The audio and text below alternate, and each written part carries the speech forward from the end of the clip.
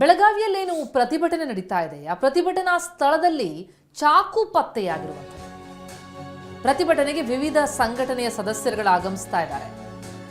ಆ ಕಾರ್ಯಕರ್ತರ ಬಳಿ ಏನಿದೆ ಅನ್ನೋದ್ರ ಬಗ್ಗೆ ತಪಾಸಣೆ ನಡೆಸಲಾಗುತ್ತೆ. ಧರಣಿ ಸ್ಥಳದಲ್ಲಿ ತಪಾಸಣೆ ನಡೆಸಿದಂತಹ ಸಂದರ್ಭದಲ್ಲಿ ಚಾಕು, ಮದ್ಯದ ಬಾಟ್ಲಿ ಪತ್ತೆಯಾಗಿದೆ. ಮಾರಕಾಸ್ತ್ರ, ಮದ್ಯ, ಗುಟ್ಕಾ, ಸಿಗರೇಟ್, ತಂಬಾಕು ತರಲು ನಿಷೇಧ ಇದೆ. ನಿಷೇಧ ಇದ್ರೂ ಕೂಡ ಚಾಕು ಮತ್ತು ಮದ್ಯ ತರ್ತಾ ಇದ್ದಾರೆ ಕೆಲ ಪ್ರತಿಭಟನಾಕಾರರು. ತನಿಖೆ ಮಾಡಿದಾಗ, ತಪಾಸಣೆ ನಡೆಸಿದಾಗ ಇದೆಲ್ಲ ಪತ್ತೆಯಾಯಿತು. ಎಲ್ಲವನ್ನ ಕಸಿದುಕೊಂಡು ಚೀಲದಲ್ಲಿ ಹಾಕೊಂಡಿದ್ದಾರೆ ಪೊಲೀಸರು. ಪ್ರತಿಭಟನೆಯಲ್ಲಿ ಯಾವುದೇ ಅಹಿತಕರ ಘಟನೆ ನಡೀಬಾರದು ಅನ್ನುವಂತಹ ಉದ್ದೇಶದಿಂದ ಪ್ರತಿಭಟನಾ ಸ್ಥಳಕ್ಕೆ ಈ ರೀತಿ ವಸ್ತುಗಳನ್ನು ತರುವುದಕ್ಕೆ ಅವಕಾಶ ಇಲ್ಲ. ಇಷ್ಟಾಗಿಯೂ ಕೂಡ ತಗೊಂಡು ಬಂದಿದ್ದಾರೆ ಕೆಲ ಕಾರ್ಯಕರ್ತರು. ಅವರ ಬಳಿ ಇದ್ದಂತಹ ಚಾಕು ಮತ್ತು ಮದ್ಯವನ್ನ ವಶಕ್ಕೆ ಪಡೆಯಲಾಗಿದೆ. ಬೆಳಗಾವಿಯಲ್ಲಿ ನಡೀತಾ ಇದ್ದಂತಹ ಪ್ರತಿಭಟನೆಯ ಸಂದರ್ಭದಲ್ಲಿ ಈ ವಸ್ತುಗಳು ಪತ್ತೆಯಾಗಿರೋದು ನೋಡಿ ಗಮನಿಸ್ತಾ ಇದ್ದೀವಿ. ಚೀಲಕ್ಕೆ ಹಾಕೊಂಡಿದ್ದಾರೆ ಪೊಲೀಸರು. ವಿವಿಧ ಸಂಘಟನೆ ಕಾರ್ಯಕರ್ತರು ಪ್ರತಿಭಟನೆಗೆ ಆಗಮಿಸ್ತಾ ಇದ್ದಾರೆ. ಹಾಗಾಗಿ ಧರಣಿ ನಡೆಯುವಂತಹ ಸ್ಥಳದಲ್ಲಿ ನಿರಂತರ ತಪಾಸಣೆಯನ್ನು ನಡೆಸಲಾಗ್ತಾ ಇದೆ. ಆ ತಪಾಸಣೆ ನಡೆಸುವಾಗ ಈ ಚಾಕು ಪತ್ತೆಯಾಗಿದೆ. ಚಾಕು ಇದೆ, ಮದ್ಯದ ಬಾಟಲ್ಗಳಿವೆ, ಗುಟ್ಕಾ ಇದೆ. ಇದೆಲ್ಲವೂ ಕೂಡ ನಿಷೇಧ ಇದೆ. ಇಷ್ಟಾಗಿಯೂ ಕೂಡ ಕೆಲವರು ಪ್ರತಿಭಟನಾಕಾರರು ತಗೊಂಡು ಬಂದಿದ್ದಾರೆ. ಅದೆಲ್ಲವನ್ನ ಈಗ ವಶಕ್ಕೆ ಪಡೆಯಲಾಗಿದೆ. ರೈತರ ಪ್ರತಿಭಟನೆ ಸೇರಿದಂತೆ ವಿವಿಧ ಸಂಘಟನೆಗಳು ವಿವಿಧ ಉದ್ದೇಶವನ್ನಿಟ್ಟುಕೊಂಡು ಪ್ರತಿಭಟನೆಯನ್ನು ನಡೆಸ್ತಾ ಇವೆ. ಯಾರೇ ಪ್ರತಿಭಟನೆಗೆ ಬಂದರೂ ಕೂಡ ಪ್ರತಿಭಟನಾ ನಿರತರು ಇಂಥ ನಿಷೇಧಿತ ವಸ್ತುಗಳನ್ನ ತೆಗೆದುಕೊಂಡು ಬರೋ ಹಾಗಿಲ್ಲ. ಶಸ್ತ್ರಾಸ್ತ್ರಗಳನ್ನ ಅಥವಾ ಮದ್ಯ ಇದ್ಯಾವುದಕ್ಕೂ ಕೂಡ ಅವಕಾಶ ಇರೋದಿಲ್ಲ. ಅಹಿತಕರ ಘಟನೆಗಳು ನಡೀಬಾರ್ದು, ಸುರಕ್ಷತೆಯ ದೃಷ್ಟಿಯಿಂದಾಗಿ ಇಂಥದ್ದೊಂದು ನಿಯಮಗಳಿರೋದು. ಇಷ್ಟಾಗಿಯೂ ಕೂಡ ನಿಯಮದ ಉಲ್ಲಂಘನೆಯಾಗಿದೆ. ಬೆಳಗಾವಿ ಸುವರ್ಣಸೌಧದ ಬಳಿ ಏನು ವಿವಿಧ ಸಂಘಟನೆಗಳು ಪ್ರತಿಭಟನೆ ನಡೆಸ್ತಾ ಇವೆ, ಆ ಪ್ರತಿಭಟನಾ ನಿರತರ ಕೆಲವರ ಕಡೆಯಲ್ಲಿ ಇದೆಲ್ಲವೂ ಕೂಡ ಪತ್ತೆಯಾಗಿದ್ದು. ಈ ಬಗ್ಗೆ ಡೀಟೇಲ್ಸ್ ಪಡೆಯೋಣ. ನಮ್ಮ ಪ್ರತಿನಿಧಿ ಸಹದೇವ್ ಸಂಪರ್ಕದಲ್ಲಿದ್ದಾರೆ. ಸಹದೇವ್, ಪ್ರತಿಭಟನಾ ನಿರತರ ಕೈಯಲ್ಲಿ ಚಾಕು ಯಾಕೆ? ನಿಜಕ್ಕೂ ಅಚ್ಚರಿಯಾಗುತ್ತೆ. ಯಾರ ಬಳಿ ಸಿಕ್ಕಿರೋದು, ಏನ್ ಮಾಹಿತಿಗಳು ಲಭ್ಯ ಆಗ್ತಾ ಇದೆ? ತನಿಖೆ ಏನಾದ್ರು ನಡೆಸಿದಾರಾ? ಅವ್ರು ಯಾರವರು ಅನ್ನೋದ್ರ ಬಗ್ಗೆ?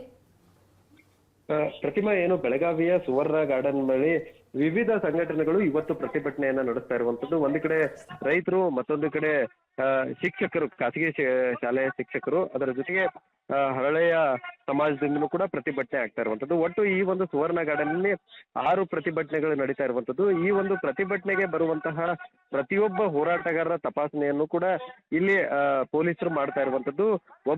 ಓರ್ವ ಎಸ್ಪಿ ನೇತೃತ್ವದಲ್ಲಿ ಇಲ್ಲಿ ತಪಾಸಣೆ ನಡೀತಾ ಇರುವಂತದ್ದು. ಈ ಒಂದು ತಪಾಸಣೆ ವೇಳೆ ಓರ್ವ ಪ್ರತಿಭಟನಾಕಾರನ ಕೈಯಲ್ಲಿ ಚಾಕು ಇರುವಂತದ್ದು ಪತ್ತೆಯಾಗಿರುವಂತದ್ದು. ಈ ಒಂದು ಚಾಕುವನ್ನ ನೋಡಿದ ತಕ್ಷಣ ಪೊಲೀಸರು ಕೂಡ ಒಂದು ಕ್ಷಣ ಗಾಬರಿಯಾಗಿರುವಂತದ್ದು. ಆತನ ಬಳಿ ಇದ್ದಂತ ಚಾಕುವನ್ನ ಕೂಡಲೇ ತೆಗೆದುಕೊಂಡಿರುವಂತದ್ದು ಮತ್ತು ಯಾಕಾಗಿ ತಂದಿದ್ದಾಗಿ ಪ್ರಶ್ನಿಸಿದಂತ ಸಂದರ್ಭದಲ್ಲಿ ತರಕಾರಿ ಕಟ್ ಮಾಡೋಕೆ, ಅಂದ್ರೆ ಈಗ ಸಹಜವಾಗಿ ರೈತರು ಸ್ಥಳೀಯ ಇಲ್ಲಿ ಅಡುಗೆ ಕೂಡ ಮಾಡ್ಕೊಳ್ತಿರ್ತಾರೆ. ಸೊ ತರಕಾರಿ ಕಟ್ ಮಾಡೋಕೆ ತಂದಿದ್ದೆ ಅನ್ನುವಂತ ಮಾತನ್ನ ಹೇಳಿರುವಂತದ್ದು. ಆದ್ರೆ ಆತನನ್ನ ಈಗ ಸದ್ಯಕ್ಕೆ ವಿಚಾರಣೆಗೆ ಒಳಪಡಿಸಿ ಬಿಟ್ಟು ಕಳಿಸಿರುವಂತದ್ದು. ಅದರ ಜೊತೆಗೆ ಮದ್ಯದ ಬಾಟಲ್ಗಳು ಕೂಡ ಸಿಕ್ಕಿರುವಂತದ್ದು. ಪ್ರತಿಭಟನಾ ಸ್ಥಳದಲ್ಲಿ ಚಾಕು ಮತ್ತು ಮದ್ಯದ ಬಾಟ್ಲಿಗಳು ಸಿಕ್ಕಿರುವಂತದ್ದು. ಈಗಾಗಲೇ ನಿಷೇಧ ಇದ್ರೂ ಕೂಡ ಕೆಲವೊಂದಿಷ್ಟು ಪ್ರತಿಭಟನಾಕಾರರು ಯಾಕಾಗಿ ತರ್ತಾ ಇದ್ದಾರೆ ಅನ್ನುವಂತ ಪ್ರಶ್ನೆ ಕೂಡ ಈಗ ಪೊಲೀಸರಿಗೆ ಮೂಡಿರುವಂತದ್ದು. ಚಾಕು ಯಾವಾಗ ಸಿಗುತ್ತೆ ಆ ತಕ್ಷಣದಿಂದ ಮತ್ತಷ್ಟು ಪೊಲೀಸ್ ಬಂದೋಬಸ್ತ್ ಅನ್ನ ಹೆಚ್ಚಿಗೆ ಮಾಡಿರುವಂತದ್ದು ಮತ್ತು ಪ್ರತಿಯೊಂದು ಟೆಂಟ್ ಗಳಲ್ಲೂ ಕೂಡ ಪೊಲೀಸರು ಮಫ್ತಿಯಲ್ಲಿ ಪ್ರತಿಯೊಬ್ಬರನ್ನು ವಾಚ್ ಮಾಡುವಂತ ಕೆಲಸವನ್ನು ಕೂಡ ಈಗಾಗಲೇ ಮಾಡ್ತಾ ಇರೋದು. ಪ್ರತಿಮಾ, ಥ್ಯಾಂಕ್ ಯು ಸರ್ ತಮ್ಮ ಮಾಹಿತಿಗೆ.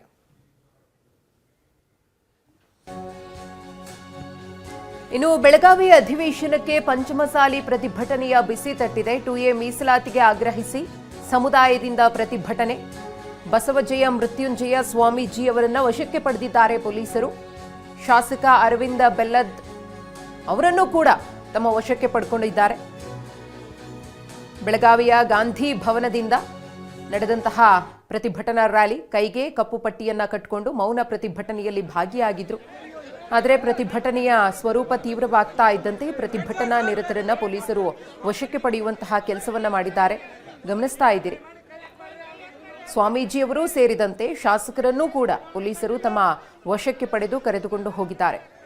2A ಮೀಸಲಾತಿ ವಿಚಾರಕ್ಕೆ ಸಂಬಂಧಪಟ್ಟಂತೆ ಹಿಂದಿನಿಂದಲೂ ಕೂಡ ಹೋರಾಟ ನಡೀತಾ ಇದೆ.